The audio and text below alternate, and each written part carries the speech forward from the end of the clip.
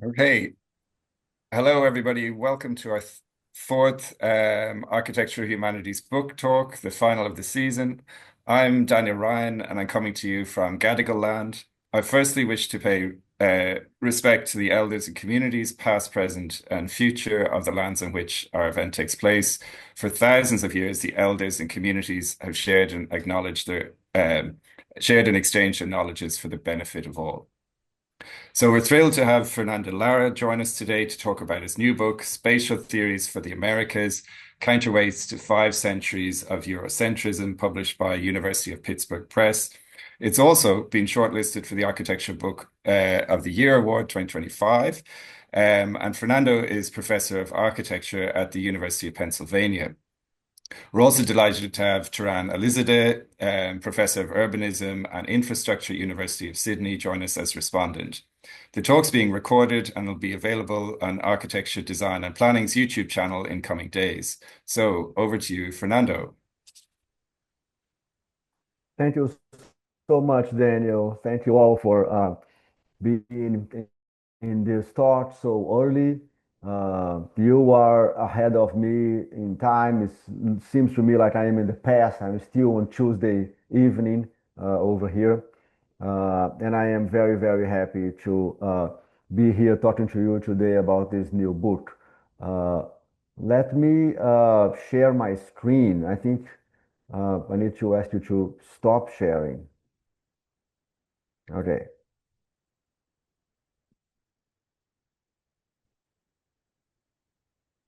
So, because I only have 15 minutes today, I will give a primer into a few issues of the book and a little bit about my career, how I get here. Um, so, this image that you see in the cover of the book uh, uh, is what I think for now the oldest register of architects in the Americas. I say for now because I am absolutely positive that there are older records of architects in the Americas. We just haven't found them yet, or we haven't discussed them yet.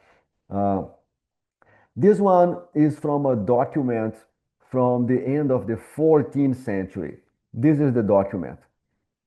It was produced in Oaxaca, Mexico, in the end of the 14th century, so around the year 1380 something of our Christian way of counting time. And this document was, like many, many others, was kidnapped by the Spanish in 1519. It was given as a gift to the Emperor Carlos V, Carlos V, Emperor of Spain. And this document, like many kidnapped children, had its name changed. And the name of the documents, if you are a little bit familiar with those caudettes, those Mexican caudettes, they are named after the place where they are right now. So they are named after the European and very few of them United States universities where they are. This one was at some point renamed Caudettes Lindobonenses because it was in Lisbon. At other times, it was called Codex Constantinopolitanus because it was in Istanbul, Constantinople. And right now, it's called Codex Vindobonensis because it sits at the library of the University of Vienna. In this document, those two figures here, those two persons, are holding a rope, they are measuring something, and they are described in the document as the people responsible for constructing or planning the temple. And there is about a page on this document of some 50 so pages that is about the temple. And those are the people responsible for the construction of the temple. So I found this in my research, and I was happy to find a record of architecture in the Americas that is older than the arrival of our Spanish ancestors, my Spanish ancestors, in 1492. And also because this document is a great metaphor for what happened to the knowledge about the Americas, right? This knowledge was kidnapped The large majority of this knowledge was burned, and the ones who survived were kidnapped, was renamed, it was reappropriated. And the reality is, we don't know much about the spatial history of the Americas. So this book is a um, it's a little bit of a manifesto. The book is a little ambitious. Uh, the book is a little provocative, and it's a bit of a manifesto because I think we need to develop American theories to understand the American spaces.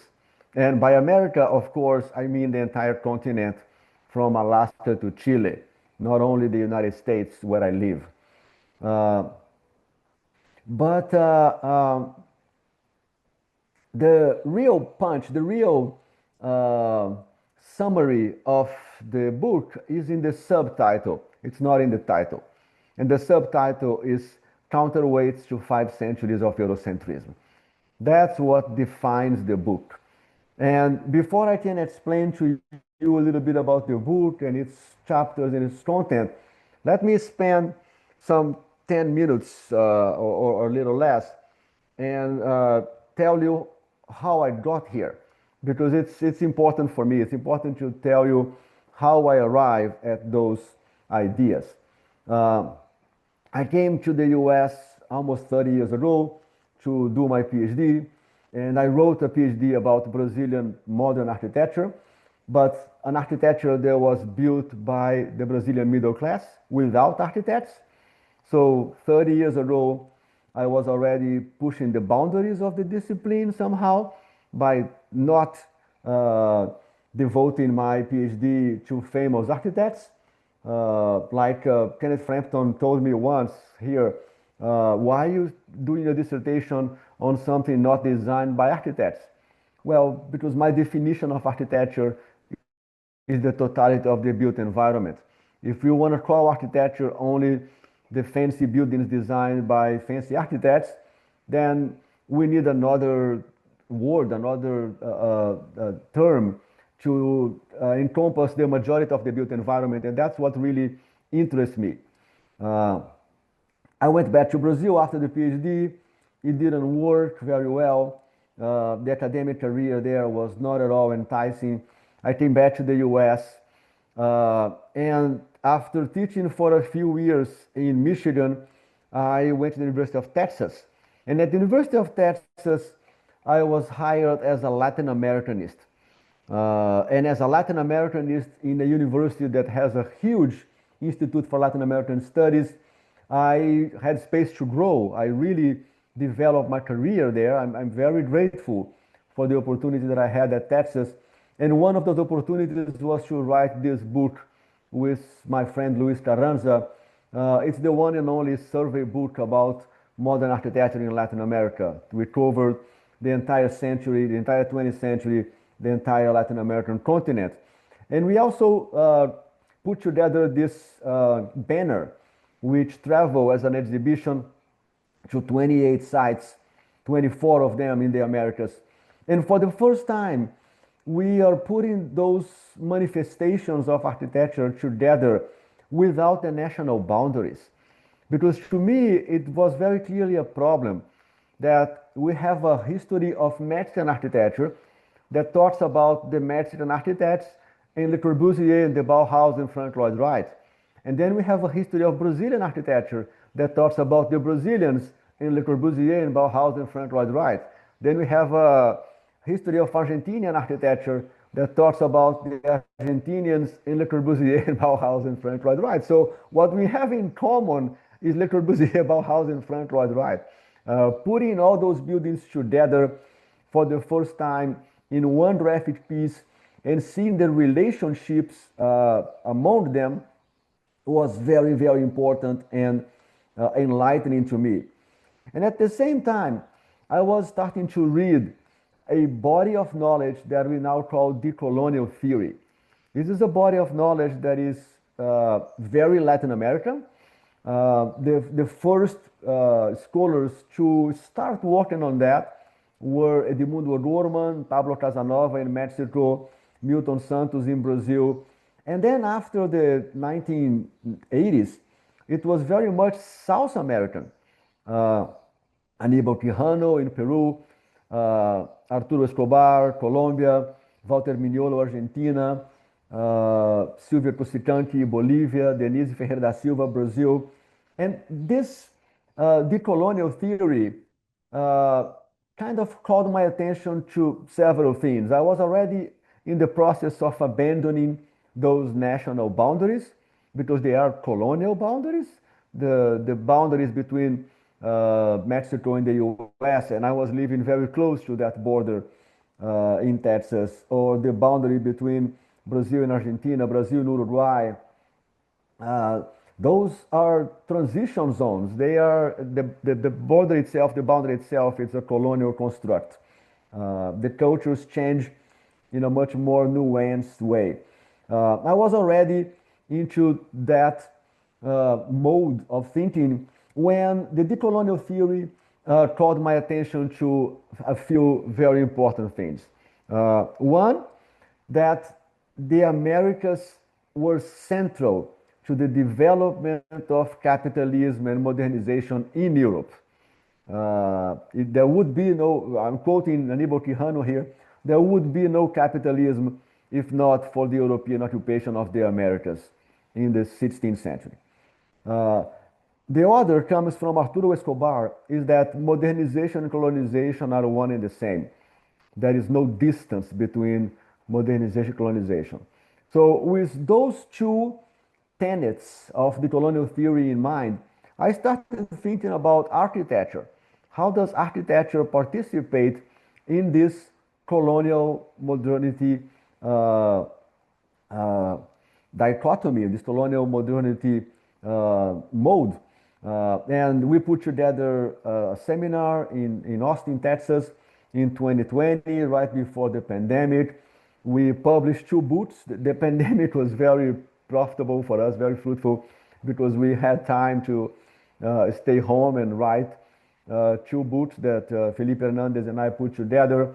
And in my own research, uh, I started making connections between the systematization of architecture, the way that we operationalize plan section elevation, especially during the 16th century, and the colonial enterprise. So the first paper was published in 2020, written, of course, in 2019, and it was about the occupation of the Americas and the rise of architecture, the rise of the discipline. The second was published on JSAH, the Society of Architectural Historians journal, and it's about which concepts we should use to read the spatial history of the Americas, basically articulating the idea that we are part of Western civilization. Yes, I'm not discarding that, but that Western tradition is insufficient to explain and elaborate on the spaces where I live, mostly Brazil and the United States. And the short piece, abstraction is a privilege, is something that I articulate a little bit on this book, but it's actually the topic of my next book. I will focus on the issue of spatial abstraction as a colonizing tool. Uh, this body of work comes from my deep disenchantment with the way that we teach architecture, especially in the English-speaking countries. But it's not very different in the Spanish-speaking countries or in the Portuguese-speaking country of Brazil. The map that I did here, I got the buildings mentioned by Spiro Kostoff, 20th century, chapters Kenneth Frampton, William Curtis, and Jean-Louis Cohen. And I put a little dot on the map for every building they mention, and the result is pornographic. The concentration in some parts of Europe and the east coast of the US/Chicago. There is no coincidence that the military alliance that controls the planet since 1945 is the North Atlantic Treaty Organization, NATO.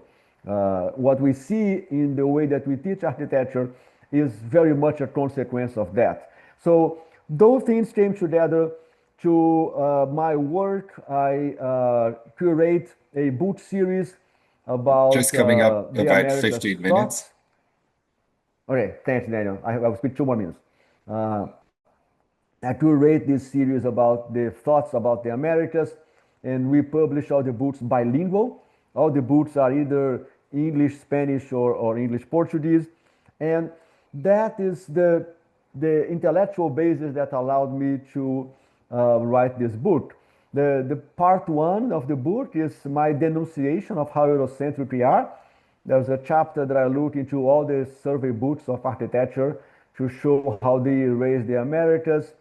And then there's some 3 chapters about this systematization of architecture at the same time that the Europeans systematized colonization and how they come together.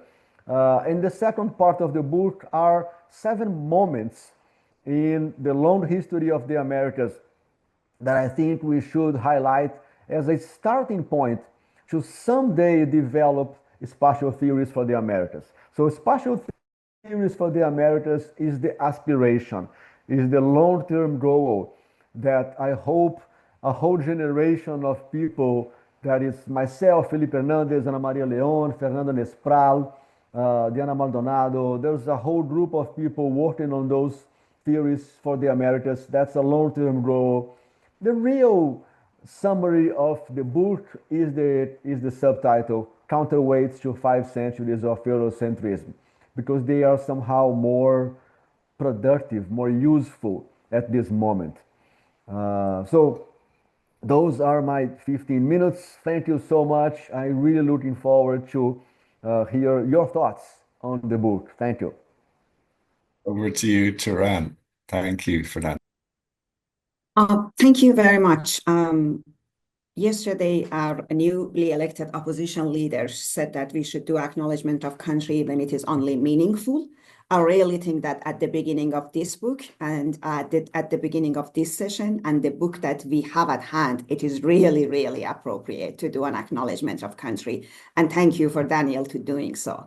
But on my end, I am joining you guys from the unceded Gadigal land, when thousands and thousand years of learning and conversation tradition stood well beyond the European reach this land.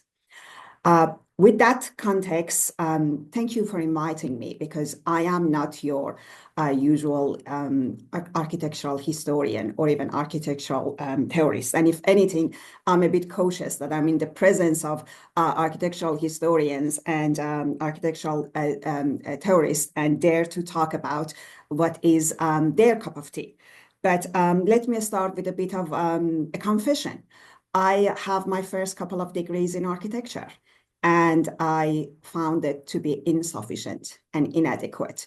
I didn't know why. So that is why I moved to urban design, later on urban planning, and later on,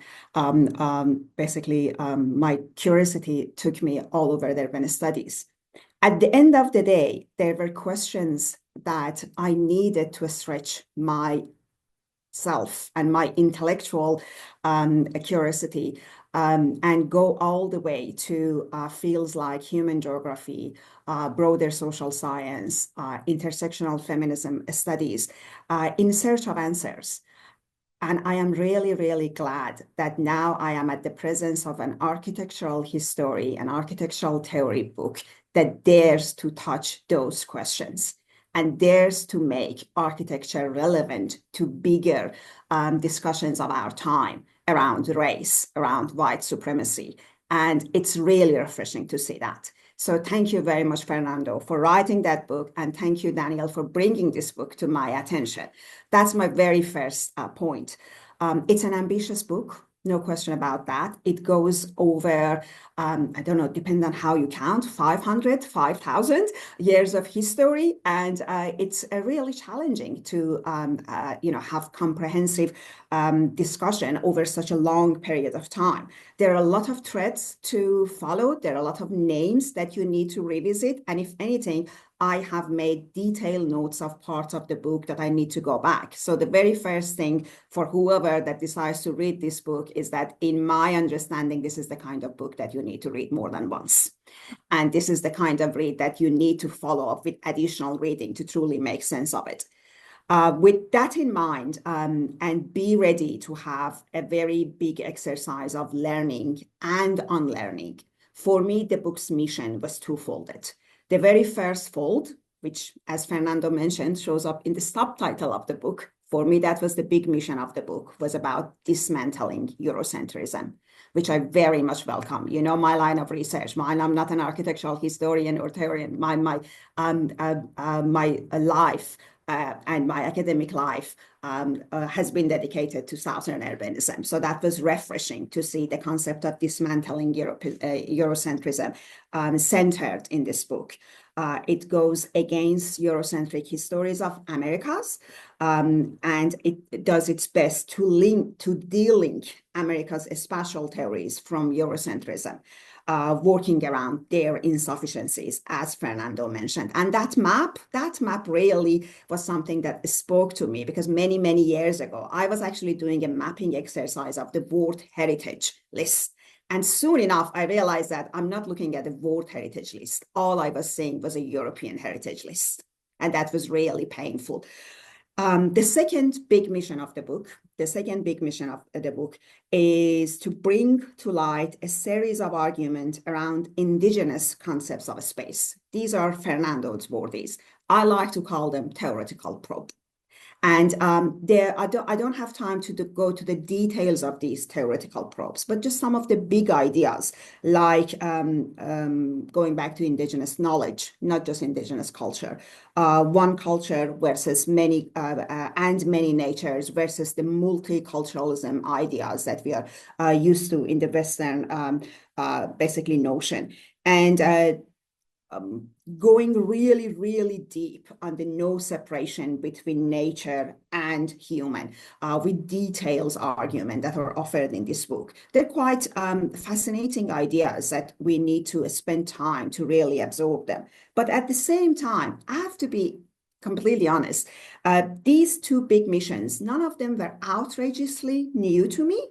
What was refreshing, as I said at the very beginning, was that they were happening in the field of architecture and architectural history and architectural theory. And I think that is something that we have to celebrate. In saying so, there are quite a few ideas, a few claims that even Fernando, being very honest and open in his style of writing, talks about his being worried about the reaction. There are some claims that he's worried about how they're going to be, understood or received or perceived. Just throwing a couple of them. He argues that European occupation of Americas was the trigger of modernity, not the other way around. That's a very big claim. Another very big claim that we have in this book is about the influence of America on Renaissance and on Baroque. And he seems to be very worried that these are heresies that could get him into trouble. I generally think that the idea of a two-way stream of knowledge exchange and learning is nothing to be considered a heresy. Yet, I completely appreciate the big mission of this book, that we need to remove the framework of Eurocentrism to allow ourselves to go beyond that lens that has made one body of knowledge small, dismissed it, denied it, pushed it to the side, and the other body of knowledge, all that there is.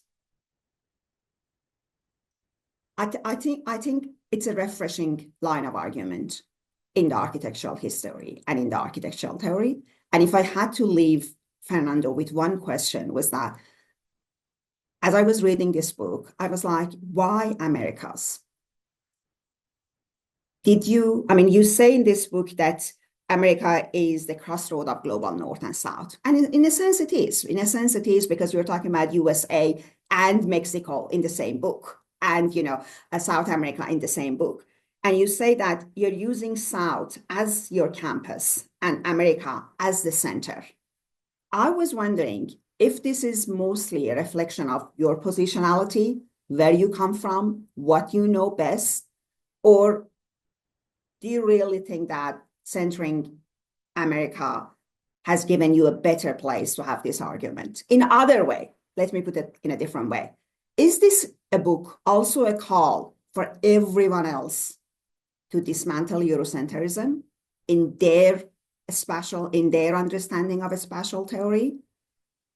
That's my big question, because you said that the teaching of architecture in English language, and then you dare to talk about Spanish and Portuguese. Let me put everyone's mind at this. The teaching of architecture everywhere is the same. Middle East, Africa, I mean, the only place that I have seen a master degree, not a bachelor degree, on Southern urbanism is in South Africa. Everyone else, it's the same. And I was wondering if this book also has a third underlying mission of making that call for everyone else to also dismantle Eurocentrism. That's me. I might let Fernando respond, and we'll probably hit about 30 minutes by that point.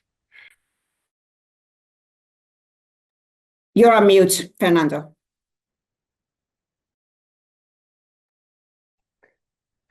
Five years into this Zoom world, and I have not yet learned to unmute.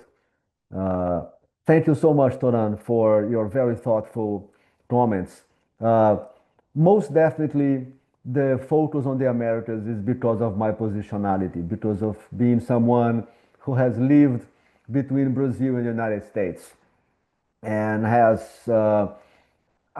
I feel like I can speak about the Americas. I don't feel like I can speak about Africa or I can speak about South Asia or East Asia. Uh, so yes, it's very much about my positionality. But just to respond to some of your comments, the idea of the invasion of the Americas as a trigger of modernity is an idea that has been articulated by Latin American scholars since the 1950s. So it's 80 years, almost 70 plus years since Edmundo O'Gorman first published that idea. And then you have Leopoldo Zea, Pablo Casanova, Aníbal Quijano, many. What I think I brought to the conversation was the pairing with architecture. Exactly what you said. Other disciplines, sociology, anthropology, even art history, are way ahead of us architects in decolonizing themselves. It's architecture who's really late and lagging behind. And even in our design disciplines, planning is ahead, urban design is ahead. You know that very well. That's your area. So it's architecture who is the lagging behind on that movement. And I think my contribution here is pairing, is making the connections between this decolonial theory that I highlighted the Americans, but there are decolonial theories from South Asia, there are decolonial theories from Africa. Today I was reading Achilles Mbembe to understand some of the concepts because I'm now writing about the Caribbean, and it was Mbembe who called my attention to some Caribbean writers from the 1970s and 80s who were also pushing the issue of decolonization in their thoughts. And I missed them when I wrote this book. I did not incorporate many of those Caribbean authors for it. So it's still a work in progress. There's still new things to learn. And most important, there are things to unlearn. There are a lot of things that we need to unlearn. And I think they are more difficult than learning. Adding more knowledge is somehow easy. Deciding what we need to unlearn is much more difficult. Thanks so much, Fernando. I think is there a burning question? We'll give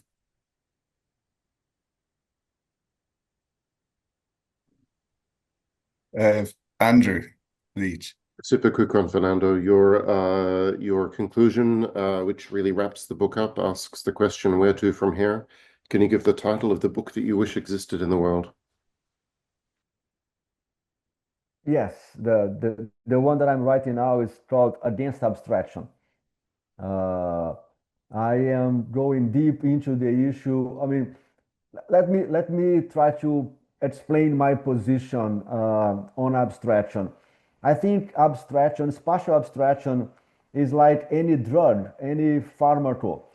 In the right dosage, it can save you and improve your life. In the wrong dosage, it can kill you.